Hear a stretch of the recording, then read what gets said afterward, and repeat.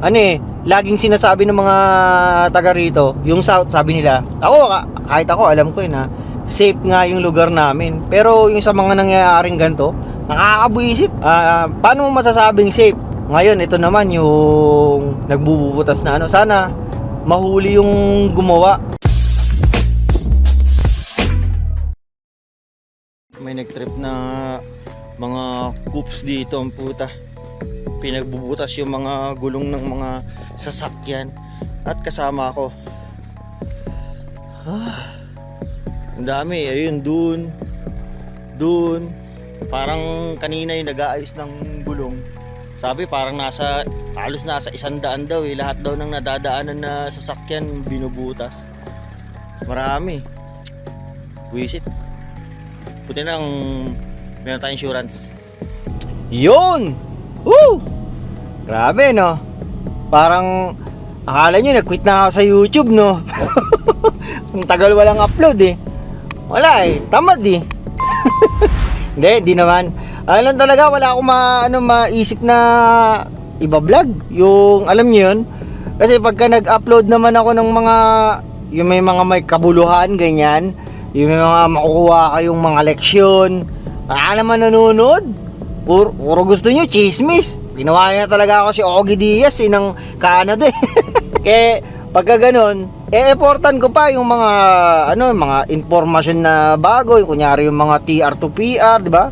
Ang dami ng mga nag-upload ng ganyan Kung gusto niyo yun talagang matututo kayo, panoorin niyo na lang si Miss Ina. Alam niyo naman, yun yung lagi kong nire-recommend si Miss Ina. Tapos si Attorney Lu pala, meron na ring YouTube channel. Panoorin niyo yun. Ayun, wala kayong problema dun kasi talagang legal na lawyer yun, di ba? Ako, sa akin mga chismis lang. Pero kaya rin ako nag-video ngayon, gusto kong i-discuss, gusto kong i-rant yung nangyari sa akin itong araw na to. Abuisit. Merong nag-trip sa mga sasakyan dito sa lugar namin sa may bandang south ng Brandon. Akala ko nung una, kasi aalis na ako, nagmamadali ako, syempre papasok tayo ng trabaho Pag ko sa dashboard ko, nagtinining, gumanon. Sabi, you have a flat tire. Posible naman yun, may flat tire, yung isang gulong lang talaga sa may harapan. Sa pagtingin ko talagang yung yung walang hangin. Sabay pag masid ko sa paligid, yung mga tao, nasa labas din. Yung pala, merong nag-trip daw na mga, ewan kung may mga grupo ba sila o individual na nag-ikot-ikot sa south ng Brandon, nagbubutas ng gulong. Sa bad trip, mapapabili tuloy ako ng isang pirasong gulong or pares. Alam nyo naman, mga ganyan yung mga nakakabuisit, yung mga unexpected na gastos. Pero ang kagandahan naman, iniimbestigahan na ng Brandon Police kasi may pinost na ng City of Brandon. Yun nga yung insidente. Ngayon, pinapakontak ng Brandon Police kung ikaw man biktima kasi mahigit kumulang 200 na mga sasakyan yung binutas yung gulong or pinasok yung sasakyan. Siguro ang ginawa, pagka hindi nila mapasok yung sasakyan, binubutas nila yung gulong. Usang last trip ang dami. As in parang bawat merong mga butas na yung papasok na ako kasi yung ginawa ko. Buti na lang pala, member ako ng CAA. Yung mga tungkol sa insurance na pagka kunyari nasiraan ka, may yung mga itotow ka, yung ganyan, mga flat tire, tatawagan mo lang sila, a-attendan nilang kayo. Kasi pagka hindi ka raw kasali dun sa CAA na yon, yung pagpalit lang ng spare tire, kasi syempre hindi naman tayo marunong ng ganyan, pero dapat marunong tayo Tinignan ko nga, madali lang naman. Nagsisingil daw sila yung mga ordinaryong yung hindi member ng CAA, sinisingil daw $75 ganyan, para papalitan yung spare tire mo, papalitan yung binutas na gulong. Buti na lang member ako doon, libre. Paano lang kung hindi, another gastos na naman, buwisi talaga. Tapos yun nga, anong gagawin natin? Bibili tayo ng bagong gulong, another gastos na naman. Diyos ko po. Laging sinasabi ng mga taga rito, yung South, sabi nila, kahit ako, alam ko na safe nga yung lugar namin. Pero yung sa mga nangyayaring ganito, nakakabuisit. Paano mo masasabing safe? 'di ba? Nanakawan nga kami ng ng bike. Tapos ngayon ito naman yung nagbububutas na sana mahuli yung gumawa. Mamaya tatawagan ko yung Brandon Police para kailangan daw nila ng yung mga picture evidence ganyan na isa ka sa nabiktima, mga ganon. Pero buti na lang yung mga sasakyan dito may mga spare tire. Sa tinignan ko kung paano gawin yung CAA, yung representative ng CAA na nagpalit ng gulong, kayang-kaya naman. Para maganda rin na may alam ka sa mga ganyan. Siyempre, may sasakyan ka di ba? Kasi sa Pilipinas, hindi ko naman yan pinag-iintindi, mga ganyan. Hindi ko nga nagamit yung spare tire ko dun 5 taon na yung si Tori ang pangalan yun, nasasakyan ko yung Ford na EcoSport. Di ko man lang pinalitan. Ang pinalitan ko lang yata doon baterya.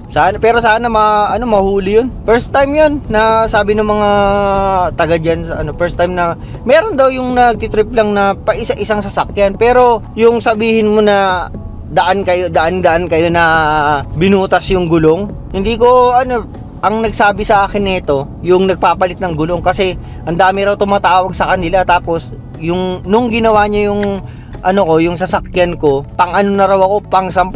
Anong oras na nun? Alas 8. Sabi niya, you're the 10th person that I attended. Kahit saang lugar talaga may mga pasaway. Hindi mo rin masabi kung saang lugar yung safe, delikado. Kasi tulad ng mga ganyan, di ba? Nasa bahay na nga lang yung sasakyan mo na disgrasya pa ng ganyan. Sabi nga ng misis ko paano ka nagdadrive? Yung spare tire. Meron naman tayong spare tire diyan na ginagamit. Mahal pa naman tong yung gulong ko. 17 inches na gulong. Hindi siya yung ordinaryong size. Malaki yung gulong ko. Kaya panigurado mahal. Rock and roll kung kailan nagtitipid. Pero at least kahit papaano hindi naman napasok yung sasakyan natin kasi ang balita nga yung iba pinasok yung sasakyan tapos may mga kinuha ng mga valuables. Kasi dito hindi naman inaano yung mga ganyan kasi alam na wala namang gumagawa ng ganyan, yung mga pumapasok sa sasakyan ganyan. Kaya nga sabi nila first time daw to yung nangyari na yan. Yung dating boss ko nga sabi niya, Jerome, kunin mo nga yung gamit ko sa likod ng truck ko, sabi niya. Kasi papasok pa lang ako. Sabi niya, daanan ko raw.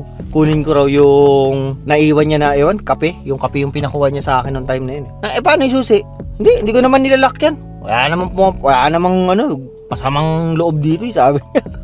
Pagpunta ko sa sakyan niya, binuksan ko lang, walang susi-susi. Hindi siya natatakot na baka di ba, sa Pilipinas.